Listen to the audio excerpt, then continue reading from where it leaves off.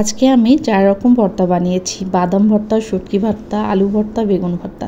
ভর্তা ভাত খেতে কিন্তু আমরা মোটামুটি সবাই অনেক পছন্দ করি। হ্যালো এভরিওয়ান, আসসালামু আলাইকুম। সবাই কেমন আছেন? আলহামদুলিল্লাহ, আমরাও ভালো আছি। তো দোকানে এসেছি পোলাওয়ের চাল নিতে। ইদানিং আমার ছোট পুচ্ছু দেখি যে একদিন যদি সুজি খায়, সে আর সুজি খেতে চায় না, আবার চুটকি সেমাই খেতে চায় না, মানে তাকে একদিন একটা খাওয়াতে হয়। তো আজকে ভাবলাম তাকে পোলাওয়ের চাল দিয়ে পায়েস বানিয়ে খাওয়াই। পায়েসটা একদমই মানে মিষ্টি কম দিয়ে, মানে জাউ সিস্টেম যেটাকে বলে, মানে কোনো রকম মিষ্টি একটু কম দিয়ে শুধু দুধের ভিতরে রান্না করে দিলেও খুব ভালো খায়। তো যাই হোক, তাকে একদিন একটা খাওয়াই। তো দোকান থেকে এসে তাকে গোসল করিয়ে খাওয়ায় একদমই হিমবাবু করে রেখে আসলাম। আমি আসলাম রান্নাঘরে রান্না করব। তো আজকে রান্না করব অনেক রকম ভর্তা। তো এই যে প্রথমে দেখতে পেরেছেন আমি সুন্দর করে ভর্তা একদম সাজিয়ে নিয়েছি। আসলে অনেক দিন পরে ভর্তা করতেছি। নর্মালি তো বেগুন ভর্তা করি, শীতের সময় বেগুন ভর্তা খেতে মাশাআল্লাহ মজা লাগে। তো আজকে আমি অনেক রকম ভর্তা করব। ওর বাবা বলেছে যে বাদাম ভর্তা করব আমার জন্য। তো ভাবলাম শুধু বাদাম কেন, বাদামের সঙ্গে আরও কিছু অ্যাড করি। তো এদিকে আমি শুটকি ভর্তা, বাদাম ভর্তা, বেগুন ভর্তা করে নিয়েছি, আলু ভর্তা করে নিয়েছি। তো নিয়ে আর ভর্তাটা বেশি বেশি করেছি, কারণ ভর্তা তো নষ্ট হয় না, ফ্রিজে রেখে 2 দিন খাওয়া যাবে। ভর্তাটা আমার কাছে স্পেশালি বেশি মজা লাগে। তো যাই হোক, ভর্তা রেখে আসলাম ঢেকে। দেখি যে ছোটো পুত্র ভাইয়ের সঙ্গে নাকি ঝগড়াঝাটি বেজে দিয়েছে কম্পিউটার নিয়ে। তো বলতেছে আমার কি শান্তি নাই জগতে? তাই বললাম কেন, কি হয়েছে তোমার? তো দেখো, ওই যে র্যাকের উপরে যে কাগজগুলো দেখতে পাচ্ছেন, ওগুলো নাকি সব সে ফালায় দিয়েছিল। তো সেগুলো তাকে খুঁড়ছে, মানে খুঁড়ছে বলতে উঠায় রাখছে।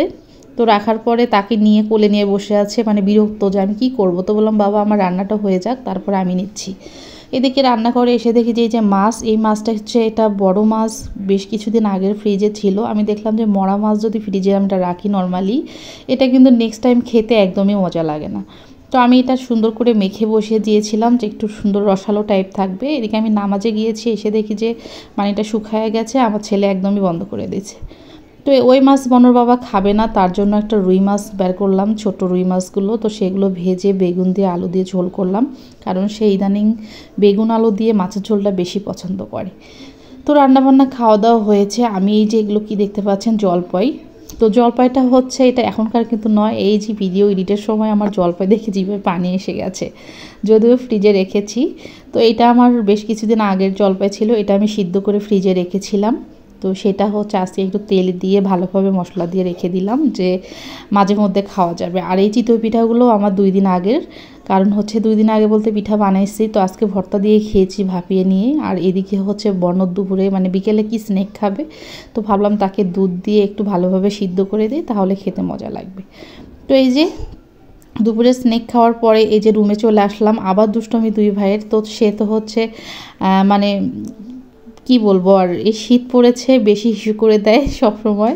তো তাকে ডাইপার পরে প্যান্টটা পরে দিয়েছি একটু আগেই, আর মোজাও পায়ে দিয়ে দিয়েছি। কিন্তু তারপরেও সে পানি টানি, মানে কি বলবো, বাসায় কোথাও বোতল বা গ্লাস থাকলে বা তার মামপট থাকলে পানিগুলো একদমই যে হাত দিয়ে নিংড়ে তার পা ভেজায়, এরকম অবস্থা। আর এত দুষ্ট আমার বর্ণ, ছোটোবেলায় কিন্তু এত কিছুতেই দুষ্ট ছিল না, সে অনেক ভদ্র ছেলে ছিল। তো আমার ছেলে বলতেছে আম্মু এর জন্য কি আমি কি কিছুতেই একটু শান্তি পাবো না? তুমি একে নিয়ে যাও, আমি কিছুতেই শান্তি পাচ্ছি না এর জন্য। তো সে ড্রয়িং নিয়ে ব্যস্ত। তো তারপরে ড্রয়িংয়ের মধ্যে তো ছোটো ভাইয়েরা হানা দেয়, মানে তার কাগজ নিয়ে ছিঁড়াছিঁড়ি টানাটানি এমনটা করে। তো কেমন লাগলো আজকে ছোট্ট বুলেটটি সবাই কমেন্ট করে জানাবেন। সবাই ভালো থাকেন, আল্লাহ হাফেজ।